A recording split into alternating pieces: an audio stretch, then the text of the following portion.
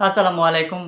Bangladesh cricket বোর্ডের সাবেক president, যাকে নিয়ে অনেক হলস্থল হয়েছে, যাকে নিয়ে অনেক কথা হয়েছে, আইসিসি পর্যন্ত সে তার কথাবার্তা গিয়ে চলে যায়। এমনকি বাংলাদেশ ক্রিকেট নিষিদ্ধ হওয়ার উপক্রমে এইরকম একটা অবস্থান সৃষ্টি হয়।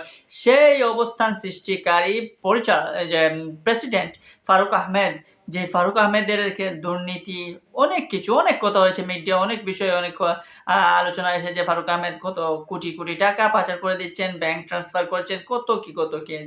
অবশেষে আজকে জানা গেল কি যে ফারুক আহমেদের যে ব্যাংক পাচারের যে টাকার যে হিসাব নিকাশ, সেখানে যে দুদক নাকি কোনো কিছুই পায় নাই। ফারুক আহমেদকে নির্দোষ প্রমাণিত করা হলো। সো ফারুক আহমেদ যদি নির্দোষ প্রমাণিত হন তাহলে দোষীটা কে? দোষীটা হচ্ছেন কি পরিচালকরা? হ্যাঁ, বা পরিচালকদের উপরই এখন সম্পূর্ণ দোষ যাবে এবং সেটা যাওয়া উচিতও আমার কাছে মনে হয়। বাংলাদেশ ক্রিকেট বোর্ড ফারুক আহমেদ যখন আসেন তখন তার সাথে নাজমুল আবেদীন ফাহিমকে নিয়ে এসেছেন এবং এমন একটা পাপন পরবর্তী কঠিন একটা পরিস্থিতিতে ফারুক আহমেদ বাংলাদেশ ক্রিকেট বোর্ডের হাল ধরেছিলেন। পরবর্তীতে বাংলাদেশ ক্রিকেট বোর্ডের যে পরিচালকরা রয়েছেন, যারা দীর্ঘদিন থেকে সেই শেখ হাসিনার আমল থেকে প্রায় এক পরিচালকের ১৪-১৫ বছর বাংলাদেশ ক্রিকেট বোর্ডের দায়িত্ব পালন করার এরকমও অবস্থান হয়েছিল।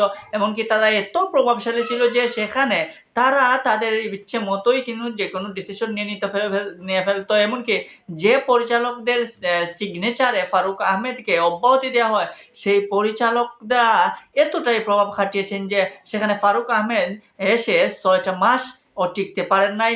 সেখানে ফারুক আহমেদ এসে বাংলাদেশ ক্রিকেট বোর্ডের যতটা উন্নয়ন কিংবা যতটা বাংলাদেশ ক্রিকেট বোর্ডকে ঢালাওভাবে সাজানোর কথা, সেটাও করতে পারেন নাই। অবশেষে ফারুক আহমেদের সেই দুর্নীতিও প্রমাণিত হয় নাই।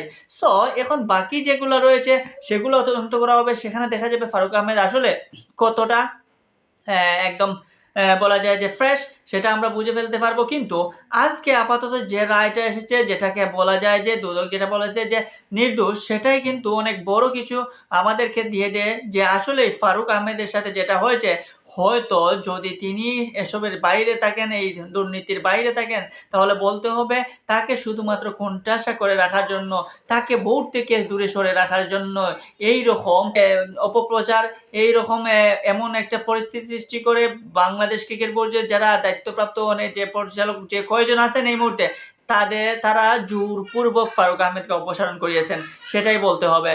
সো বাংলাদেশ ক্রিকেট বোর্ডের এই অবস্থার জন্য শুধুমাত্র ফারুক আহমেদকে কি এখন আর দোষ দেবেন, নাকি এখন তলের বিড়াল যারা রয়েছে, বিশেষ করে পরিচালক যারা দীর্ঘদিন থেকে বাংলাদেশ ক্রিকেট বোর্ডের সাথে জড়িত, সেই পরিচালকদেরকে ধরার কি এখন সময় হয় নাই? এই পরিচালকদের কারণেই তো এইরকম অবস্থা সৃষ্টি হয়েছে। এই পরিচালকদের কারণেই বাংলাদেশের ক্রিকেট অনেক বিশৃঙ্খলা সৃষ্টি হয়েছিল রিসেন্টলি। পরবর্তীতে আমিনুল ইসলাম বুলবুল এসে এই মুহূর্তে হাল ধরেছেন। আমিনুল ইসলাম বুলবুলও থাকবেন না হাতে, আর তার মাত্র হয়তো মাসখানেক সময় রয়েছে।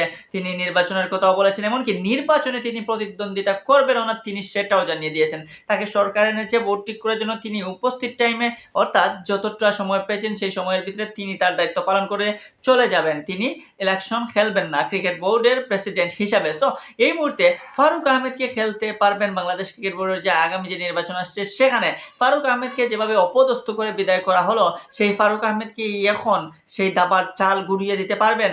এই মুহূর্তে যত ধরনের অপপ্রচার কিংবা যত ধরনের কূটকৌশল হয়েছে ফারুক আহমেদের বিপক্ষে, সেটা আসলেই বলতেই পারেন এটা বাংলাদেশ ক্রিকেট বোর্ডের পরিচালক কিংবা বাংলাদেশ ক্রিকেট বোর্ডের হর্তাকর্তা যারা রয়েছেন তাদের কারণেই হয়েছে।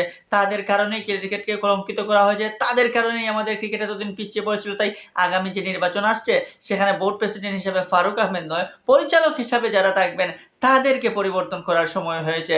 পরিচালক যারা রয়েছেন এদেরকে পরিবর্তন না করলে বাংলাদেশ ক্রিকেট বোর্ডের আমূল কোনো পরিবর্তন হবে না এবং বাংলাদেশ ক্রিকেটেরও ভালো কিছু আমরা আশা করতে পারবো না। সো এখন দেখা যাক বাংলাদেশের ক্লাবগুলো পরবর্তীতে কি ডিসিশন নেয় এবং এই পরিচালকদের বিরুদ্ধে আসলে দুদক যদি ভালোভাবে তদন্ত করে, হয়তো কিছু একটা আমরা পেতেও পারি এবং বাংলাদেশ ক্রিকেট বোর্ড হয়তো কিছুটা হলেও কলঙ্ক মুক্ত হতে পারে।